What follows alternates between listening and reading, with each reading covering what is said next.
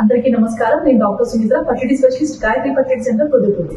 ఈరోజు నేను ముఖ్యంగా సెకండరీ ఇన్ఫర్టిలిటీ అంటే ఏంటో తెలియజేయాలనుకుంటున్నాను. సెకండరీ ఇన్ఫర్టిలిటీ అంటే ఏంటి? సెకండరీ ఇన్ఫర్టిలిటీ అంటే ముందు మనకు ప్రెగ్నెన్సీ వచ్చి పిల్లలు ఉండడం కానీ, లేదంటే ప్రెగ్నెన్సీ వచ్చి అబార్షన్ అవడం కానీ జరుగుతుంది. ఇప్పుడు ప్రెగ్నెన్సీ అయితే లేట్ అవుతుంది, తర్వాత సెకండరీ ఇన్ఫర్టిలిటీ అంటారు.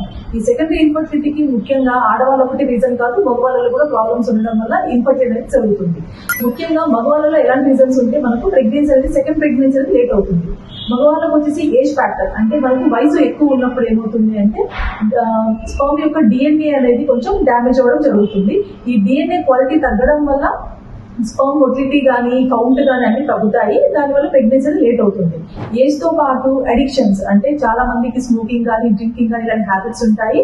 అది చాలా లాంగ్ డ్యూరేషన్ ఉండడం వల్ల స్పర్మ్ మీద ఎఫెక్ట్ పడుతుంది.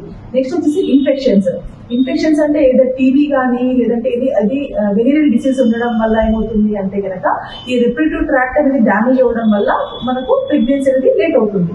నెక్స్ట్ వచ్చేసి మనకు వారికోసిల్, మగవాళ్ళకి వచ్చి వారికోసిల్ అనేది ఉంటుంది. ఈ వారికోసిల్ వల్ల టెంపరేచర్ ఎక్కువ రైజ్ అవ్వడం వల్ల స్పర్మ్ క్వాలిటీ అనేది తగ్గిపోతుంది.